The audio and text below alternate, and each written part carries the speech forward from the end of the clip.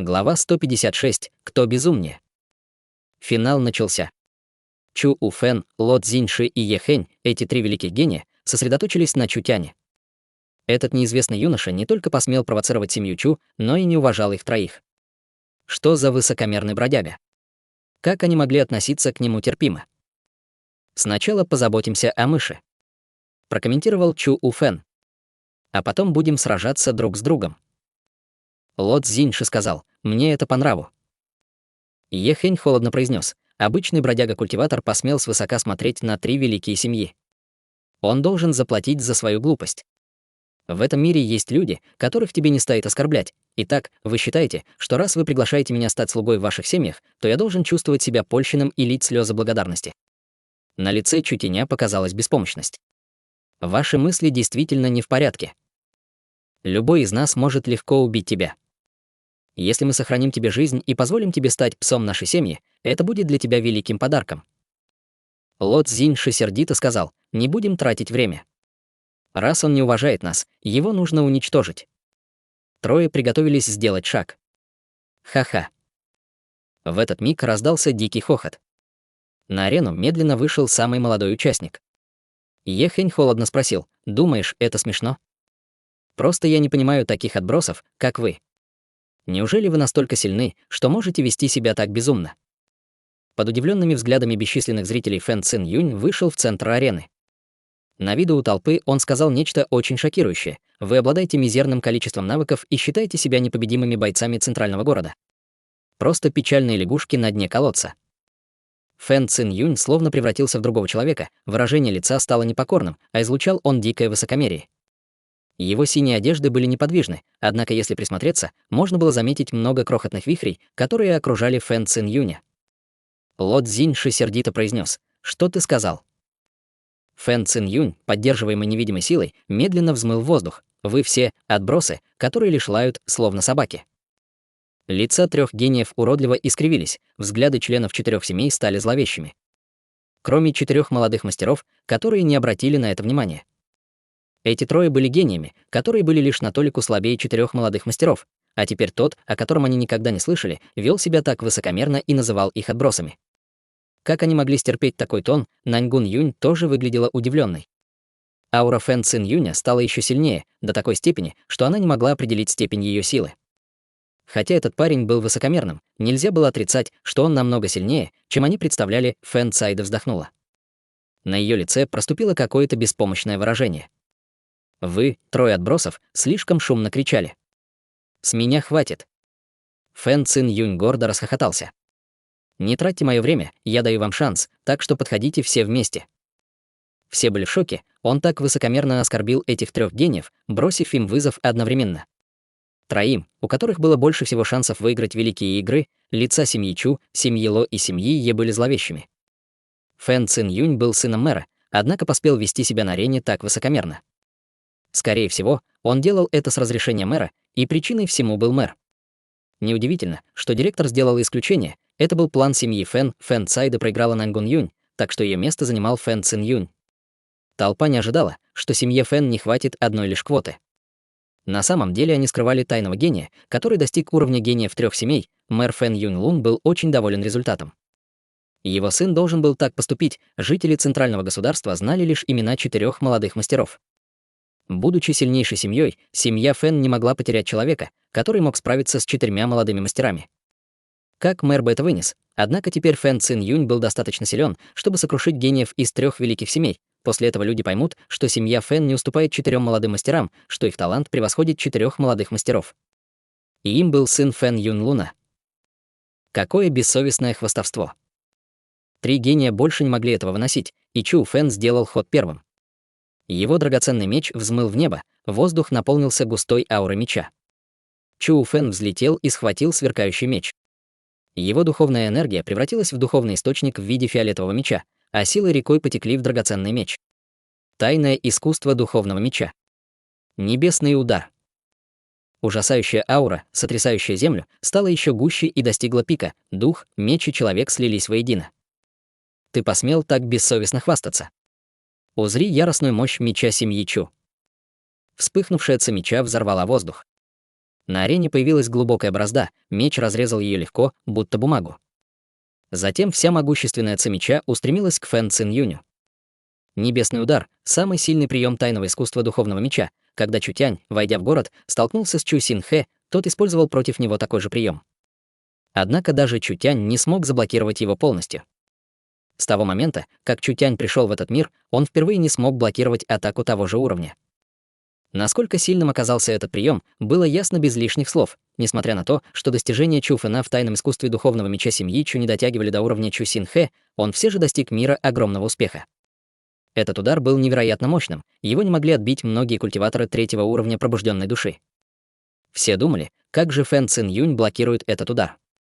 И вдруг Ци меча разрубила тело Фэн Цин Юня пополам, у всех распахнулись глаза, Фэн Цин Юнь вел себя так высокомерно, однако не смог даже отбить этот удар, никто не мог ничего понять, а две половины тела Фэн Цин Юня вдруг расплылись и бесследно исчезли, растворившись, как ветер. В воздухе появилась синяя энергия, из которой снова появился Фэн Цин Юнь. Что только что произошло? На самом деле его не разрубили. Все зрители были поражены, в шоке были даже члены 4 великих семей. Чу Син Хэ слегка прищурился и холодно произнес: «Должно быть, его духовный источник — это ветер, а сам он получил какое-то наследие ветра. Культивационная техника, которую он практикует, должна отличаться от той, что практикует семья Фэн, верно?» Духовным источником Фэн Цин Юня был ветер. Самый настоящий ветер. Существовало много видов духовных источников, существовал и духовный источник без физической формы, который был чистой энергией. Такой духовный источник встречался редко, у него были свои преимущества и свои недостатки, но в большинстве случаев преимущества перевешивали. У Юнь-Я, молодого мастера фиолетовой молнии, был духовный источник в виде чистого грома. У него не было физической формы, так что духовный источник Юнь-Я тоже был чистым. Фэн Цин Юнь был таким же, как Юнь-Я, его духовный источник был источником ветра. Фэн Цин Юнь не только обладал чистым духовным источником, но и, видимо, получил древнее наследие. Культивационная техника, которую он практиковал, превращала его тело в ветер, позволяя ему бесследно исчезать, игнорируя любые атаки. Это действительно был культивационный метод высшего класса. Мало того, что он не уступал ни одному молодому мастеру, кроме Чу Син Хэ, он был еще одним, кто получил древнее наследие. У него были силы и потенциал, чтобы сравниться с 4 молодыми мастерами, и Чу Фэну было сложно сражаться с ним один на один. Ло Цзиньши сказал Ехэню: «Примени свою духовную атаку». В зрачках Ехэна появилась рябь, и он нахмурил брови: «Я не могу». Он кажется замершим, однако он и правда слишком быстро двигается, и я не могу его остановить. Что? Гавкающие псы — это все навыки, что у вас есть? Фэн Цин Юнь с отстраненным видом парил в воздухе. Его голос доносился из ниоткуда, словно ветер. «Молодая госпожа Наньгуню, я вижу, что ты намного сильнее, чем любой из этих отбросов. Ты единственная способна стать моим противником». Тело Фэн Цин Юня расплылось, и он исчез, словно чернила, растворившиеся в воде. Внезапно его взгляд упал на Чутяня. «Что касается тебя, ты отброс. Даже пальцем не пошевелю. Забудь о культивации и проваливай». Странная культивационная техника, странный талант. Фэн Цин Юнь не был обычным безумцем, он уже завладел великими играми. Это чувство очень нравилось Фэн Цин Юню. Он продемонстрировал силу, которой не владел больше никто, поэтому этот отброс должен был сразу его понять. Ему оставалось лишь забыть о культивации и проваливать отсюда. Иначе он просто умрет. Чутянь непринужденно сказал: «А если я не соглашусь? Тогда я избавлюсь от тебя лично». Вдруг фигура Фэн Цин Юня переместилась, мерцая, как призрак, он двигался прямо к Чутяню. Чутянь потянул правую руку за спину и вытащил адский меч. Из ножен медленно вышло острие холодного меча. Почему так много идиотов считают себя непобедимыми? Из тела Чутяня вырвалась древняя аура. За его спиной появился духовный источник в виде древнего черного меча. Никогда прежде в центральном государстве не слышали о подобном духовном источнике, его аура оказалась сильнее, чем все предполагали. Казалось, что он сдерживает безграничную разрушительную мощь, словно демонический бог. Фиолетовый светящийся меч разорвал воздух, не обращая внимания на мерцающий силуэт Фэн Цин Юня, Чутянь нанес удар. Ци меча оставила след на полу арены. В воздухе появился синий силуэт. Невозможно. Фэн Цин Юнь смотрел на кровоточащую рану в груди. «Ты можешь видеть, где я нахожусь?» «Как?» Фэн Цин Юнь ощутил, как его тело изучает невидимая сила. Вдруг он прищурил глаза. «Это глаз разума. Ты открыл глаз разума». Верно. Когда Чу Тянь доставал меч, он уже открыл глаз разума, культивационная техника этого парня оказалась не такой страшной, как все полагали. Плоть Фэн Цин Юня не могла превращаться в энергию, так что он просто скрывал тело, создавая реалистичную иллюзию и вводя всех в заблуждение. Точно так же в самом начале действовал Чу Мин. Однако у Фэн Цин Юня были не только сильные маскировочные способности, но и странная техника перемещения, однако Чу Тянь все равно мог его видеть. Фэн Цин Юнь мог применять ее 5-6 раз в секунду. Чу Фэн даже не ранил его. Он поразил мечом силуэт, состоящий из ветра. У этой культивационной техники были свои достоинства. Она была не слабее древней культивационной техники меча адского пламени. Если бы его культивационный фундамент был чуть лучше, если бы он был немного быстрее, если бы его культивационная техника была чуть могущественнее, то Чу Тяню было бы трудно его разглядеть даже при помощи глаза разума. Однако Фэн Цин Юнь был слишком молод и достиг пока лишь 3-го уровня пробужденной души. Что? Ты удивлен? Высмеиваешь чужую недальновидность, но почему ты не считаешь себя таким же?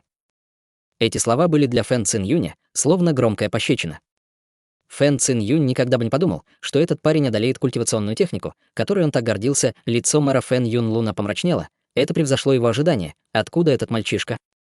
Он явно на 2-м уровне пробужденной души, острие меча Чу Тяня горело белосиним пламенем, он покосился на Нангун Юнь. Все будет в порядке, просто наблюдай. Я сам позабочусь об этих отбросах.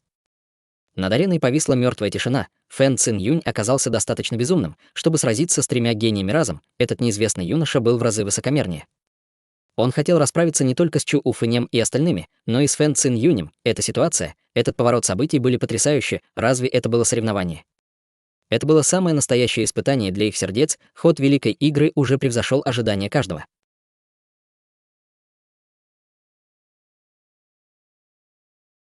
Глава 157. Шокирующая битва. Все главы 3 великих семей встали. Черт возьми, кто этот ублюдок? Он действительно посмел быть таким высокомерным. Семья Фэн проживала в центральном городе уже несколько десятков лет, однако им так и не удавалось обучить приличного гения. На этот раз наконец-то появился человек, который выступил на соревновании, и хотя он немного принизил 3 великие семьи, они все равно останутся 3 великими семьями, на что рассчитывал этот юноша, обычный безымянный культиватор. Не говоря уже о том, что у него не было такой силы.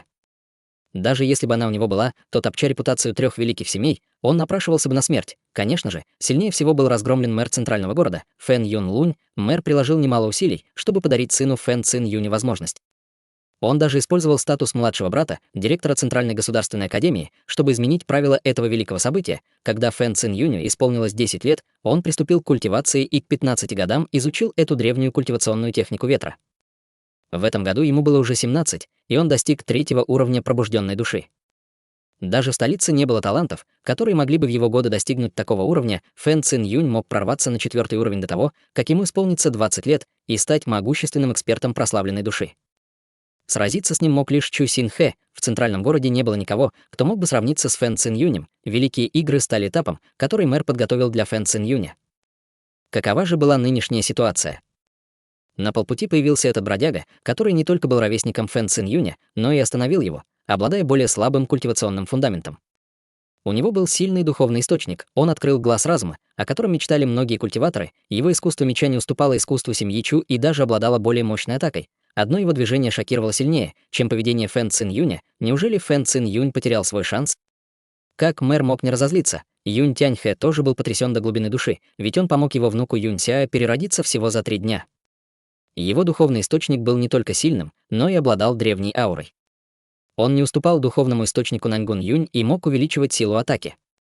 Благодаря этому духовному источнику Чу Тянь мог становиться в разы сильнее, он мог воспользоваться этим, чтобы мгновенно убить экспертов того же уровня, что и он, и если он мог сражаться с экспертами, которые превосходили его, в этом не было ничего странного.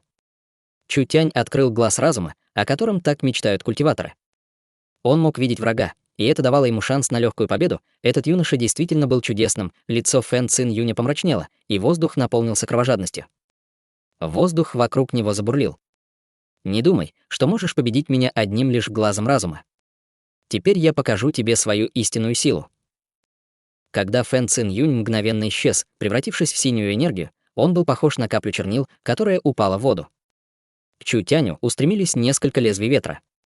Слишком быстро, движения Фэн Цин Юня были невероятными. Он мог менять местоположение несколько раз в секунду, его было трудно выследить, на него трудно было напасть, его духовный источник высвободил разрушительную мощь и мягко сдержал адский меч, вперед устремились фиолетовый и черный меч. Лезвия ветра неслись со всех сторон. Издав протяжный сердитый рев, похожий на рев дикого ветра, Фэн Цин Юнь снова пробудил шквал. Воздушные потоки смешивались, образуя высокий смерч. Синий смерч, состоящий из чистого ветра. Бесчисленные крохотные лезвия ветра сгруппировались вместе, создав пугающую мясорубку. Куда бы он ни пошел, его невозможно было победить. Древняя культивационная техника, которую практиковал Фэн Цин Юнь, была методом убийства. Хотя она могла скрывать обладателя и создавать иллюзии, это были лишь побочные эффекты. Настоящей силой этого культивационного метода были невероятная скоростью и непобедимая разрушительная сила. Фэн Цин Юнь исчез, Фэн Цин Юнь скрылся в огромном смерче, а густой ветер заблокировал его душу. Чу Тянь не мог проникнуть в торнадо и узнать точное местоположение Фэн Цин Юня. Как он сможет биться с врагом, если не узнает его расположение? «Я хочу, чтобы ты умер», — раздался голос Фэн Цин Юня. Огромная торнадо исчезла и трансформировалась в 10 тысяч лезвий ветра, которые метились в Чу Тяня. Чу Тянь уклонился, и бесчисленные лезвия ветра, словно буря, рухнули туда, где он только что создал, пробив в полу арены дыру. Затем ветер снова образовал в центре арены огромный смерч. Слишком могущественно, большинство зрителей не могли понять, что именно происходит. Смерч превратился в синий поток, который постоянно менял положение. Разрушительная мощь была невероятно ужасающей. На самом деле смерч состоял из духовной энергии духовного источника Фэн Цин Юня, поэтому он окружал тело Фэн Цин Юня. Благодаря странной технике Фэн Цин Юня он был очень быстрым. Казалось, что непобедимый смерч может смести тысячи солдат и разбить армию. Ха-ха. Покажи, как ты справишься с этим. Обычный серый халат юноши развивался на ветру, однако лицо его было спокойным, как водяная гладь. В его черных, как звезды, глазах отражался смерч, а губы кривились в слабой улыбке. Он был спокоен и собран, словно все было у него под контролем. А теперь умри. Фэн Цин Юнь запустил еще одну атаку, и юноша осторожно повернул ледяной меч так, чтобы тот лежал горизонтально. Можно было заметить лишь сине-белые огни адского пламени. Пламя в один миг распространилось по телу Чу Тяня, и тот бесследно исчез. Фэн Цин Юнь исчез. Чу Тянь тоже исчез, оба исчезли одновременно. Фэн Цин Юнь не мог найти цель, однако все равно холодно рассмеялся. «Думаешь, если спрячешься, я не смогу с тобой справиться?» Синий смерч стал вращаться еще быстрее, и ужасающая сила поглотила все. Бесчисленные лезвия ветра кромсали воздух. Ничто на их пути не оставалось целым, лица Чу Фэна, Ло Цзиньши и Ехэня омрачились. Им нужно было отступить, иначе атака заденет и их. Удар мерцающего адского пламени. В смерч ворвался сияющий меч. «Это бесполезно, ты не сможешь пробить мою защиту. Ты не сможешь меня ранить». Фэн Цин Юнь был весьма уверен в себе. Слившись со смерчем, он мог направить его куда угодно. Когда пылающий огонь перескочил на смерч, лезвия ветра, встретившиеся со светящимся мечом, стали исчезать в сине-белом пламени, лишь заставляя его гореть еще сильнее. Что? Фэн Цин Юнь даже не успел запаниковать. С другой стороны полетел еще один светящийся меч. Еще раз пробив смерч, он принес с собой сгусток адского пламени. Третий удар, четвертый удар, пятый удар, Чу Тянь был слишком быстрым. Синий смерч окружили десятки светящихся мечей. Они медленно разрывали смерч, беря его под контроль. Энергия ветра лишь разжигала сине-белое пламя, и оно горело все ярче и ярче. Всего за несколько минут половина смерча превратилась в пылающий факел. Если пламя разгорится сильнее, весь смерч сгорит, огонь подавлял ветер, а ветер лишь разжигал огонь. Чем быстрее двигалась духовная энергия Фэн Цин Юня, тем сильнее пылало адское пламя, это ввергло Фэн Цин Юня в хаос. Находясь в центре смерча, он не мог контролировать свои силы. Холодно и ужасающее сине-белое пламя окружало его, а пугающая сила была все ближе. Нет. Черт возьми. Черт возьми. В ярости взревел Фэн Цин Юнь. Мэр Фэн Юн Лунь сердито встал. Он гневно смотрел на смерч, который напоминал горящую пороховую бочку. Маркиз Божественного Ветра сидел в кресле, потирая подбородок, а на лице у него виднелась заинтересованность. Различные крупные семьи были потрясены странным искусством меча Чу Тяня. Этот бродяга-культиватор пользовался искусством меча, о которой никто прежде не слышал. Светящиеся мечи, появившиеся в воздухе, пришли словно из преисподней, каждый из них обладал ужасающей силой. Это была культивационная техника непрерывных атак, о которой никто прежде не слышал. когда Чутянь был на первом уровне пробужденной души, чтобы победить Чу Тунвэня, достигшего третьего уровня пробужденной души, он пользовался мерцанием адского пламени. Теперь Чутянь был уже на втором уровне пробужденной души. Сила мерцания адского пламени увеличилась и стала намного могущественнее. Он смотрел глазом разума, и каждый его удар попадал точно в цель. Прежде чем Фэн Цин Юнь успел отреагировать, весь смерч охватило пламя. Спустя несколько десятков ударов он достиг точки невозврата. Ах! Ах! Когда Фэн Цин Юнь попался в ловушку, которую сам же построил, его злобные крики превратились в болезненные вопли. Он высвободил всю свою духовную энергию, однако не думал, что адский огонь полностью поглотит ее.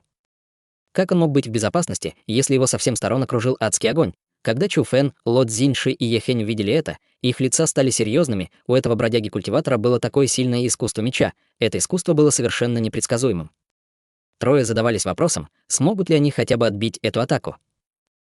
Давайте вместе. Они больше не могли беспокоиться о чести. Если они не будут работать слаженно, то поодиночке они не смогут справиться с этим бродягой. Лучше потерять честь, чем проиграть сражение. Атака Ехэня быстро преодолевала расстояние, поэтому он ударил первым. Как только Чутянь напал, Ехэнь внезапно атаковал из-под-тишка, а из его глаз хлынула волна духовной силы. Чутянь ощутил, как у него кружится голова. Мир стал погружаться во тьму. Его руки и ноги были привязаны к окровавленному каркасу, а неподалеку стоял Ехэнь. В руке он держал хлыст, а рядом лежало множество инструментов пыток. Хе-хе-хе, какой бы странным ни было твое искусство меча, теперь тебе остается лишь умереть. Можешь лишь винить себя за то, что был слишком высокомерным. Ехэнь подошел к нему с радостью на лице. Я — единственный хозяин этого иллюзорного мира. 1 секунда снаружи — это несколько часов здесь, и времени, чтобы ты помучился, у меня более чем достаточно. Ты не сможешь выпросить, чтобы я пощадил твою жизнь, но сможешь выпросить смерть.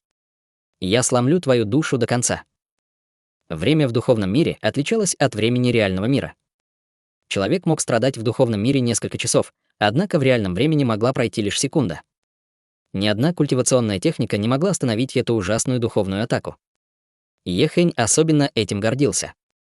Молодой мастер Небесного Волка, Е Тянлан, так опозорился в городе Южного Неба, это подарило возможность Ехэню.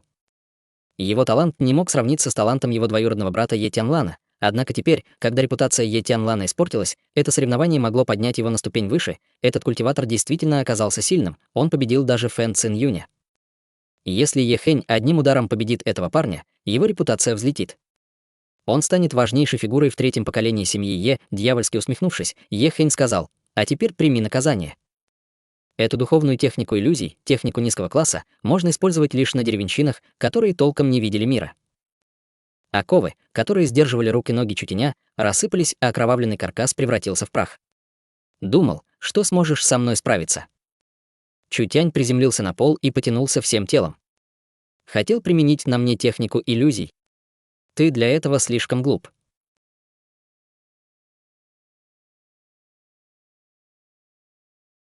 Глава 158. Ублюдок семьи Чу.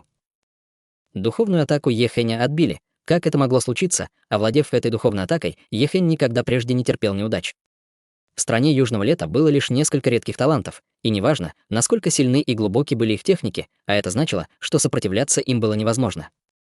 Единственным исключением был вариант, в котором культивация соперника намного превосходила культивацию Ехэня, или же у соперника был врожденный талант, который позволял блокировать его технику. Однако это было невозможно, культивационный фундамент этого соперника был не выше, а даже слабее. Подобное сопротивление было невозможно без врожденной духовной силы или культивационной техники духовной защиты. Однако это все равно ничего не объясняло. Его духовным источником явно был меч, духовный источник в виде меча обладал мощной атакой и не был связан с духовной силой. Хотя аура меча, которую он призвал прежде, была могущественной, она не заполнила воздух духовной силой.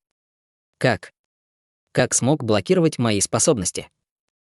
Ехэнь гордился своей духовной атакой, однако увидев, как легко его сломали, разве он мог с этим смириться? Чутянь медленно поднял голову. Ехэнь тут же ощутил, как по спине пробежал леденящий холод, глаза Чутяня претерпели странное изменение и стали золотистыми. Его зрачки стали серебряными, а в каждом зрачке появилось 7 крохотных зрачков, наслаивающихся друг на друга. Каждый крохотный зрачок отличался своим цветом, и вместе они выглядели как семицветный цветок, из его глаз медленно вытекала таинственная древняя аура. Ехэнь ощутил, как его охватила дрожь, он ощутил, что духовный мир, который он создал, выходит из-под контроля. Его ум затопила непреодолимая сила, и у него закружилась голова. Странные глаза увеличились в несколько раз. 7 зрачков медленно двигались. Они вращались, а из их глубин вырывалась странная сила. Сила была такой же, как у непобедимого демонического бога. Ты гордишься своими духовными техниками. Иллюзия с громким треском рассыпалась, и декорации быстро изменились. Появился древний дворец с высокими сводами, он казался темным и полным тайн. Ехэнь не мог пошевелиться. Когда он пришел в себя, его ноги и руки были прибиты к столбу, а его окружали тысячи пугающих злых духов. На лице каждого из них читалась кровожадность, словно они очень хотели к нему приблизиться. Нет. Нет. Проваливайте. Проваливайте, вы все. Чутянь исчез, и его место занял огромный демонический бог, разглядеть его фигуру было трудно, и он едва мог видеть 9 глаз демонического бога. Каждый глаз был своего цвета, каждый глаз обладал невероятной демонической силой. Разве ты не хотел убить меня? Разве ты не хотел, чтобы я страдал? Разве тебе не нравилось забавляться с помощью техники иллюзий? Я покажу тебе настоящую духовную иллюзию. Гигантский демонический бог плавно взмахнул рукой, и тысячи злых духов принялись бешено роиться. Они дико вгрызались в плоть Ехэня, а тот снова и снова воскресал. «Ах!» Жалко кричал он, пока его разрывали на части. Однако он не мог освободиться и снова воскрес. Его снова разорвали на части, и он снова воскрес, сотни призраков разорвали на куски больше 10 тысяч Ехэней. Настоящий Ехэнь издал трагический вопль. Когда он, потеряв сознание, рухнул на землю, изо всех 7 отверстий его тела хлынула кровь. Он был без чувств. Хотя Чутянь пощадил его, чтобы прийти в сознание, ему нужно было по меньшей мере 1,5 года, а для полного выздоровления 3-5 лет. Талант, которым так гордилась семья Е, угас. Члены семьи Е были ошеломлены, что только что произошло. Почему Ехэнь, активировавший духовную технику, пострадал от контратаки, духовное противостояние заняло всего 1 секунду, так что Ло Цзиньши не успел осознать трагичность ситуации.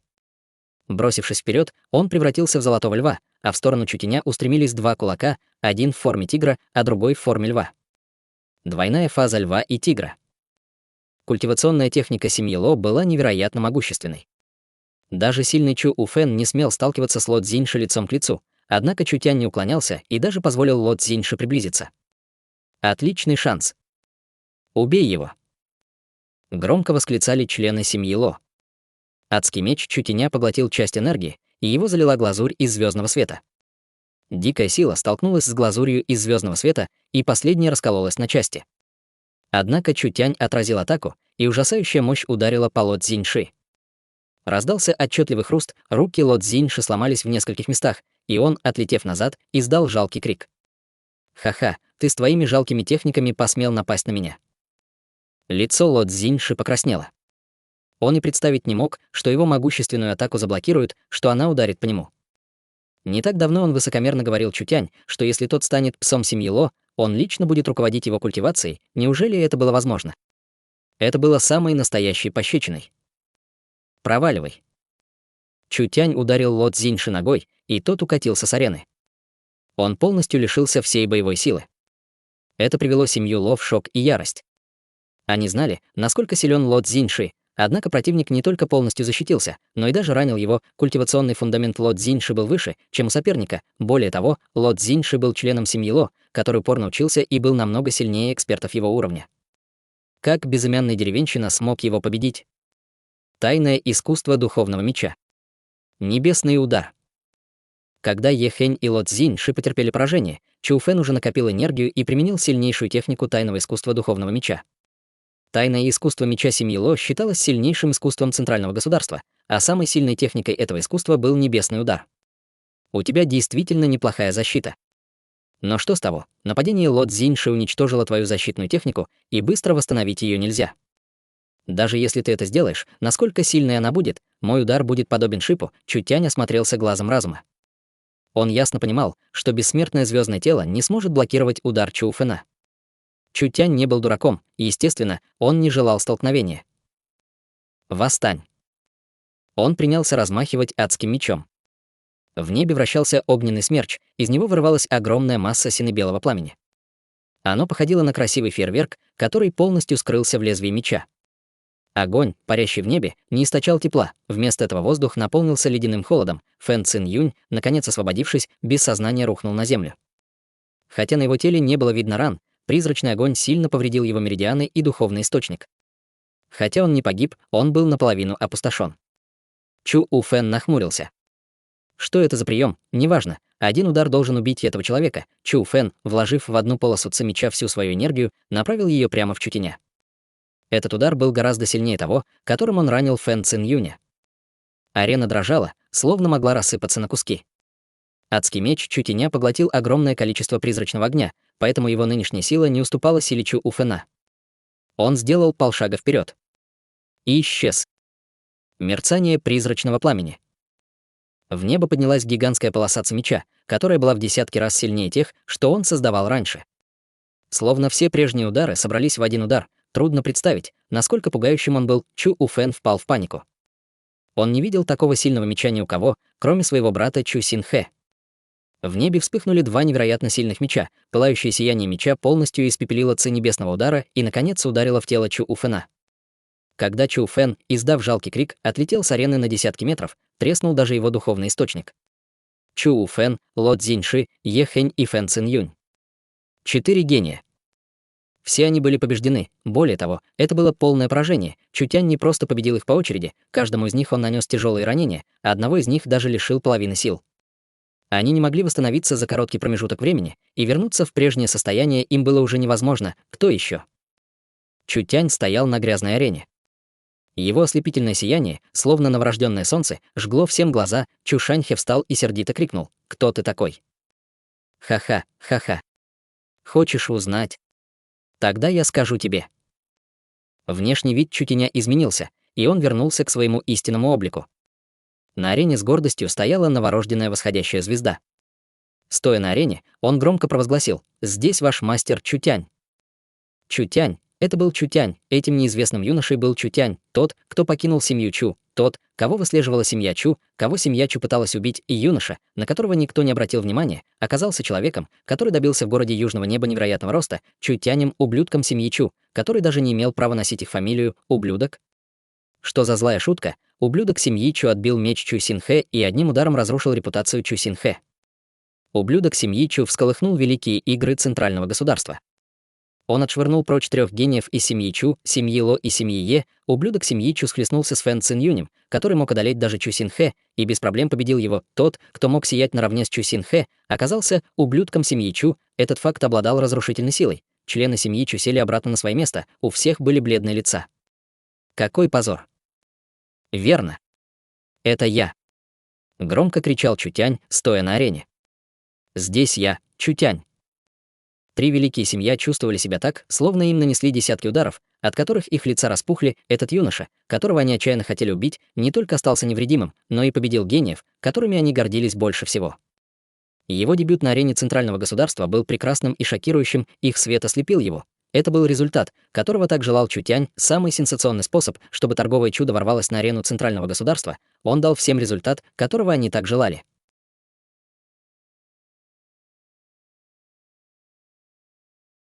Глава 159. Критический момент. Лу Жень тоже использовал маскировочную технику, Фэн Цайда была потрясена. Эта маскировочная техника была в 10 раз более продвинутой, чем ее техника. Прошло там много времени, а она не заметила в Лу Жене ни одного недостатка. Фэн Цайда смотрела на Лу Женя с изумленным видом, она никогда не думала, что этот юноша окажется таким привлекательным.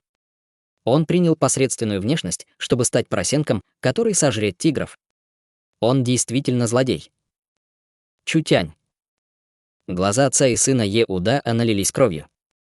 Это был заклятый враг, с которым они не могли смириться. Этот ублюдок действительно посмел появиться в центральном городе. В укромном уголке от шока широко распахнулись глаза зрелой и притягательной красавицы в черном, ее тело слегка задрожало. Ей было немного трудно контролировать волнение. Этой красавицей была Чэнь Бин Юй. Чэнь Бин Юй знала, что человеком, который изобрел фонограф, был Чутянь.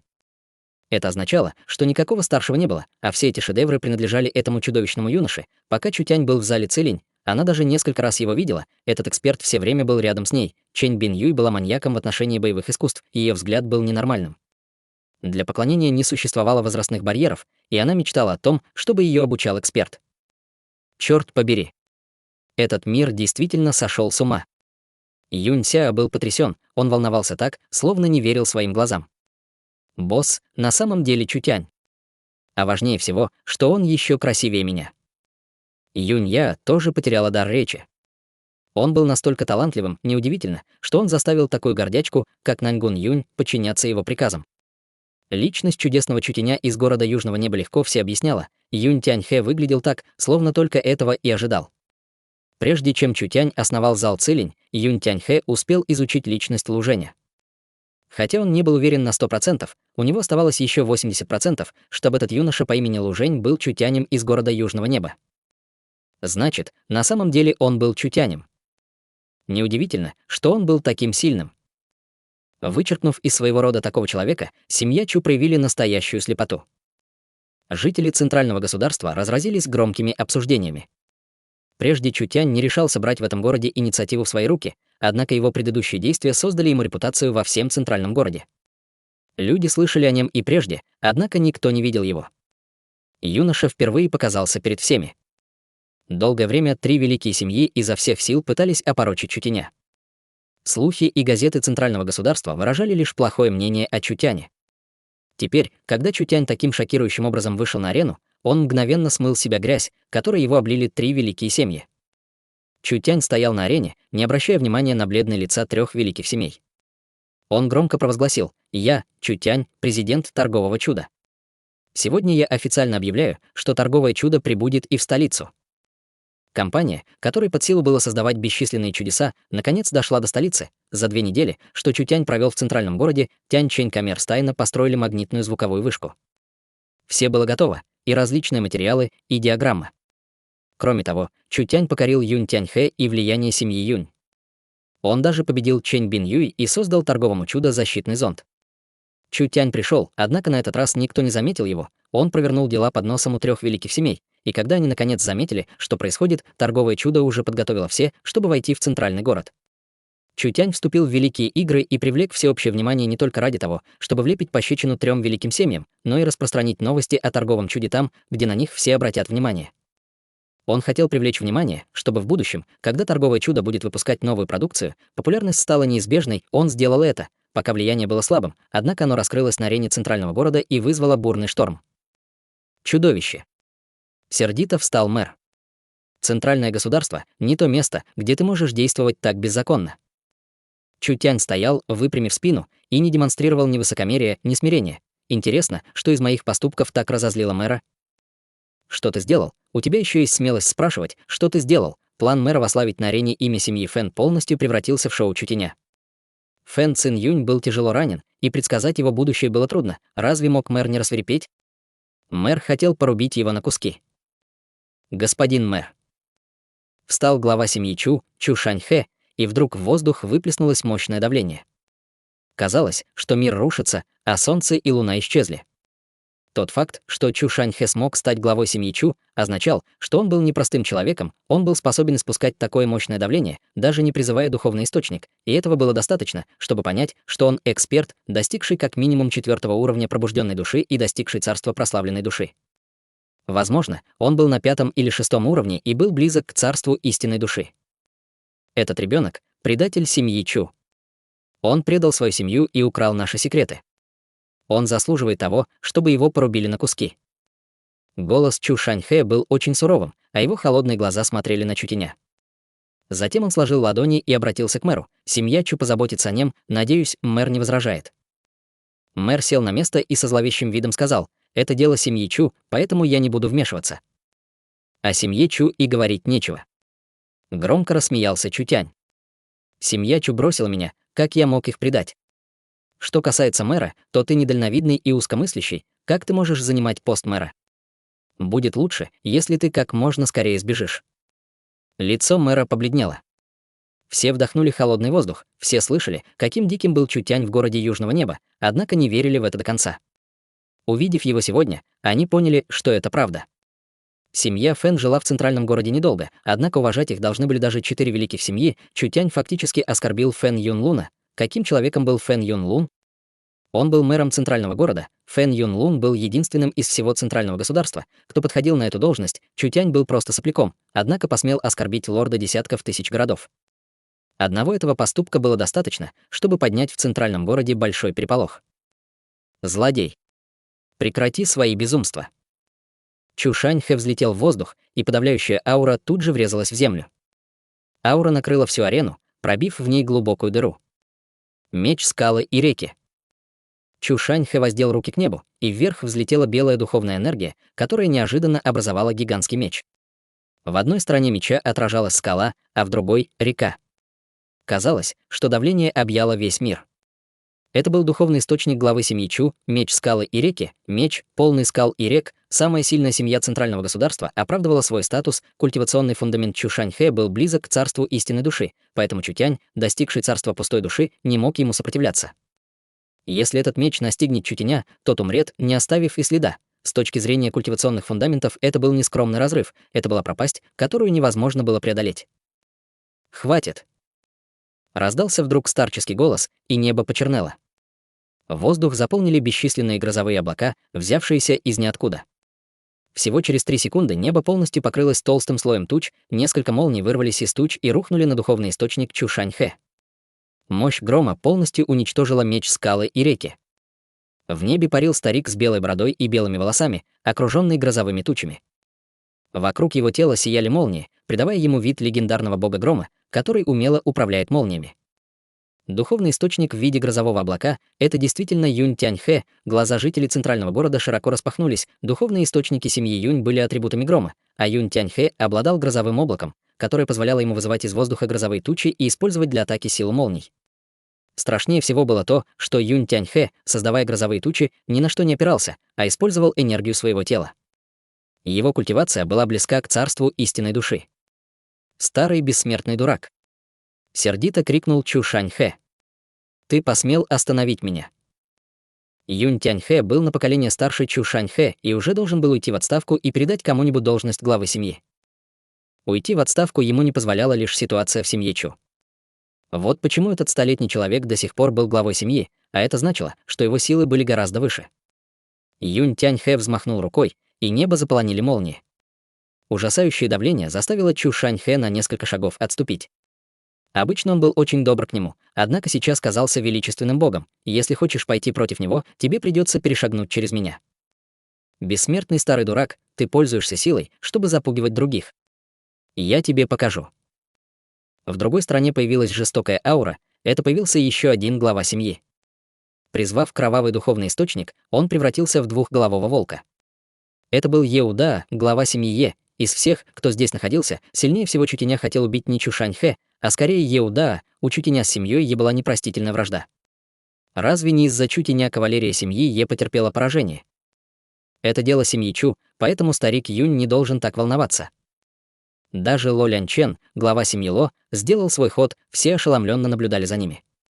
Великие игры центрального государства превратились в столкновение 4 великих семей. Семья Чу, семья Ло и семья Е против одной семьи. Юнь Тяньхэ серьезно нахмурился. Эти трое были из молодого поколения, однако Юнь Тяньхэ был уже слишком стар, и пик его сил был позади. У него стало меньше духовной энергии, а находился он на 7-м уровне пробужденной души. 3 главы семей были на пике своего расцвета, хоть они и достигли лишь 6-го уровня пробужденной души. Они были в шаге от 7-го уровня, а гениями стали уже в юности. Если они втроем нападут на Юнь Тяньхэ, даже ему будет трудно сопротивляться. Однако отступать Юнь Тяньхэ не собирался. Хорошо. Чтобы никто не говорил, что я своей властью подавляю других. Вы трое можете объединиться. Когда началось сражение 4 великих семей, воздух наполнился холодом, а всю площадь заполнили бесчисленные сверкающие снежинки. У 3 глав семьи перекосились лица. Чэнь Бин Юй. Ты тоже хочешь присоединиться? Тело Чэнь Бин Юй окружали кристаллы, похожие на снежные хлопья, она плавно парила в воздухе.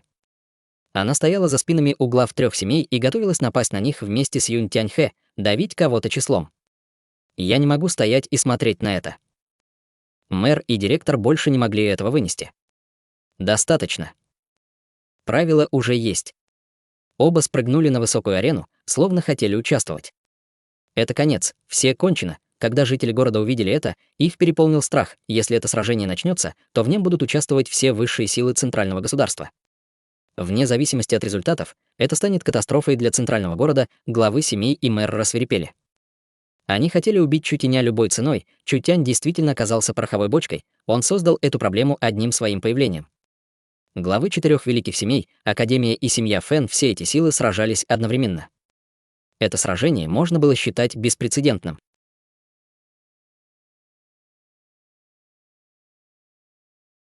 Глава 160. Завершение.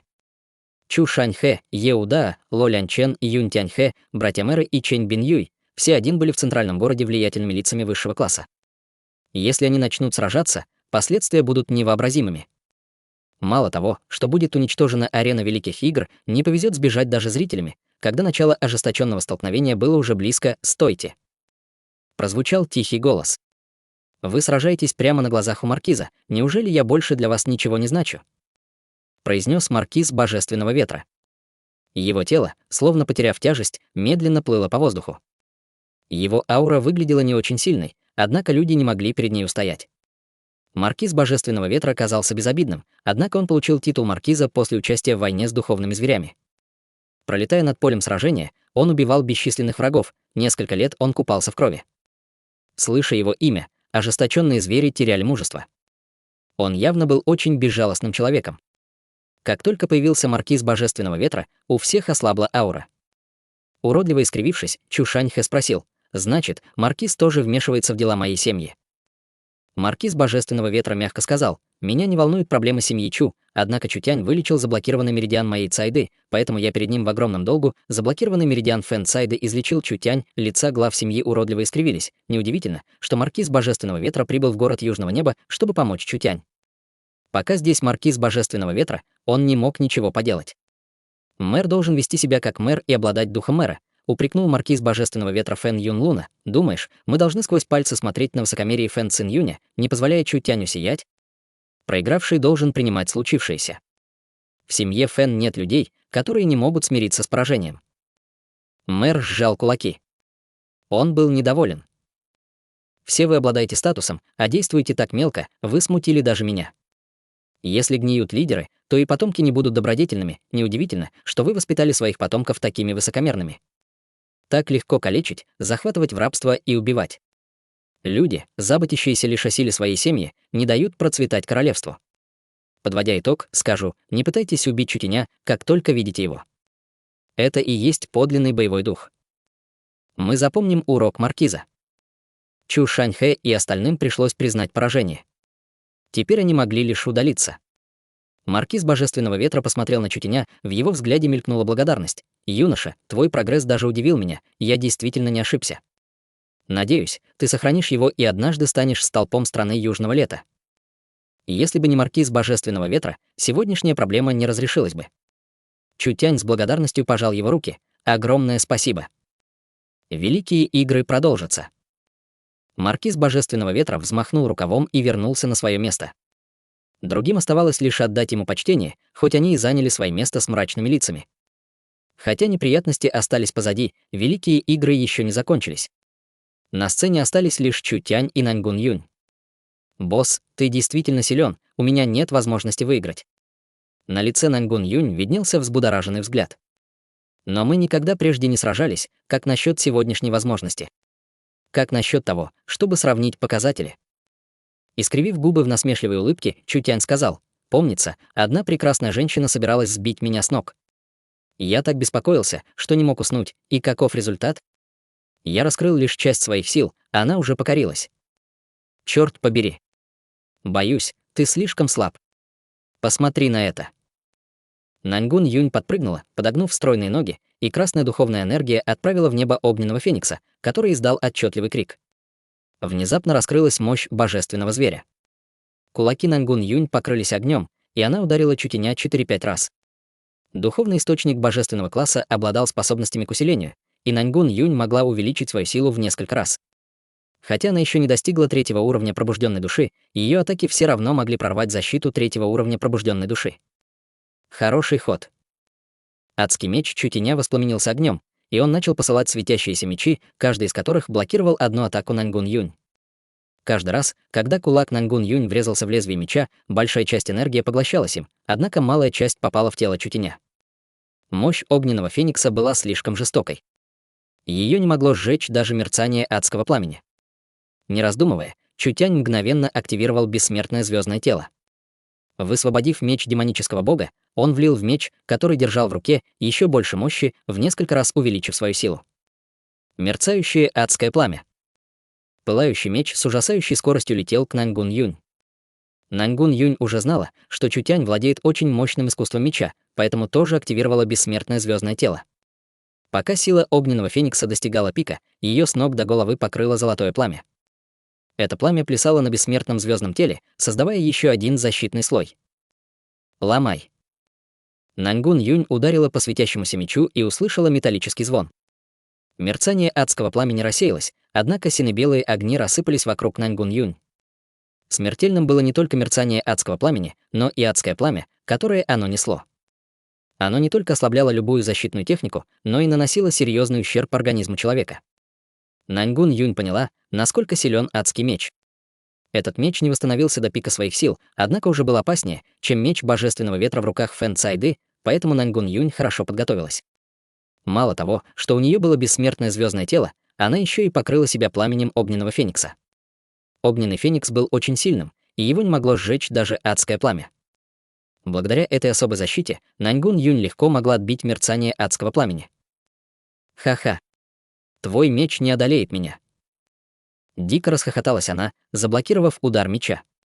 Чутянь почти не использовал свои силы, потому что Нангун Юнь была на его стороне, поэтому ранить ее было нехорошо. Однако увидев, что Нангун Юнь может легко блокировать мерцание адского пламени, Чутянь несколько расслабился. Неплохо, Нангун Юнь действительно была гением высшего уровня. Что касается ее таланта или духовного источника, то она превосходила даже Чу Син Хэ, просто ей не хватало возможностей и обучения. Сил Чутяня было достаточно, чтобы иметь дело с культиватором третьего уровня пробужденной души, однако он все же не мог победить Нангун Юнь. Нангун Юнь уже превзошла обычных экспертов третьего уровня пробужденной души. Чутянь был уверен в этом до глубины души. Меч демонического бога засветился, и его мощь заполнила адский меч. Свечение стало в разы ярче и выстрелило в Нангун Юнь.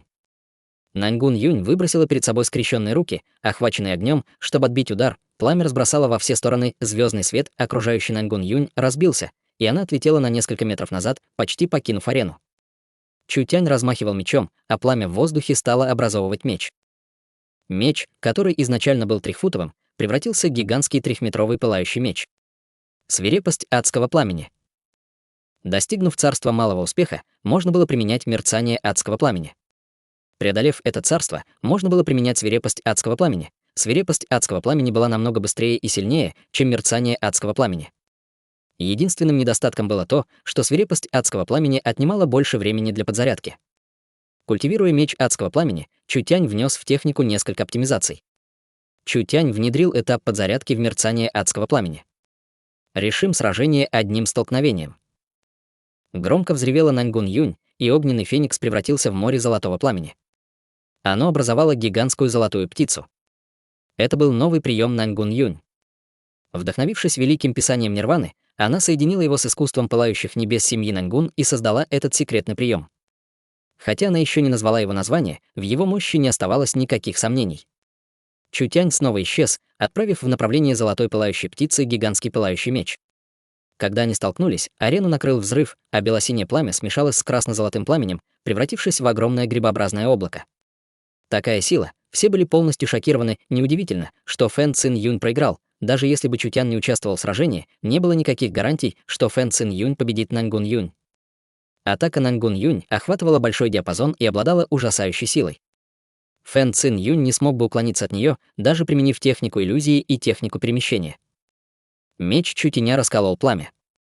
Удар пал прямо на Нангун Юнь, звездный свет, окружающий тело Нангун Юнь, начал трескаться, и она, охваченная пламенем, вылетела с арены. Когда Чутянь вышел из пламени, стало видно, что эта могущественная сила разрушила его окружающий его звездный свет. Твой диапазон атаки очень широк, однако ее сила не такая, как у моей атаки. Если бы моя защита была немного слабее, если бы твоя атака была немного сильнее, возможно, я бы проиграл, и я проиграла, и в этом нет ничего страшного. Я в этом уверена. Встала Нангун Юнь, удовлетворенно улыбнувшись. В последний миг Чутянь проявил милосердие, лишь уничтожив ее защиту, однако не ранив ее саму. Проигрывать не стыдно. Но ты не должен слишком гордиться, рано или поздно я догоню тебя. Великие игры закончились. Первое место — Чутянь. Второе место — Наньгун Юнь. Третье место — Фэн Цин Юнь. Четвертое место — Чу Уфэн. Пятое место — Ехэнь. Шестое место — Ло Цзиньши. Оспорить этот результат было нельзя. Вот только соревнования еще не закончились. Согласно правилам, после отборочного тура и рейтингового тура следовал еще один тур. Первые два раунда закончились, однако третий еще не начался. Если после рейтингового раунда участники не будут согласны с результатами, они смогут бросить повторный вызов. Юнь Ся решительно подпрыгнул. «Я хочу бросить вызов Чу Фэну». Лица членам семьи Чу уродливо искривились. Чу Фэн был тяжело ранен мечом Чутяня, и для того, чтобы он оправился, нужен был хотя бы год. Стоит ли ему сражаться, если Юнь Ся бросил ему вызов, говорить об этом даже не стоило, и Юнь Ся тут же занял место Чу Фэна. Линь Му бросил вызов Ло Цзиньши, а Фан Хань бросил вызов Е Хэню. В конце концов, место Фэн Цин Юня заняла Фэн Цайды. Фэн Цин Юнь растерял половину своих возможностей, и ему нужно было год провести в постели. Чтобы восстановиться, ему нужно было хотя бы 2-3 года, поэтому даже если бы он оказался в первой шестерке, у него не было бы возможности участвовать в центральном государственном испытании. Лучше всего было отдать его позицию другому члену семьи Фэн. В первую шестерку великих игр вошли Чутянь, Наньгун Юнь, Фэн Цайды, Юнь Ся, Фан Хань и Линь Му. Семьи Чу, Ло и Е чуть не лопнули от ярости, Чутянь без труда обвел их вокруг пальца. Мало того, что он победил каждого из них, он намеренно ранил каждого, чтобы они не могли восстановиться за короткий период времени. Это привело к тому, что они стали неквалифицированными для участия в центральном государственном испытании. Центральное государственное испытание было для гениев очень важным. Для них он был трамплином, все 4 гения были очень сильными, и если бы они могли попасть на центральное государственное испытание, они поднялись бы на новый уровень. И каковы были результаты? Теперь у них не было шанса, потому что они оскорбили того, кого было непозволительно оскорблять. Этот шанс отняли Казанова семьи Юнь и 2 простых наемника. Великие игры центрального государства, находящиеся в центре внимания, подошли к концу.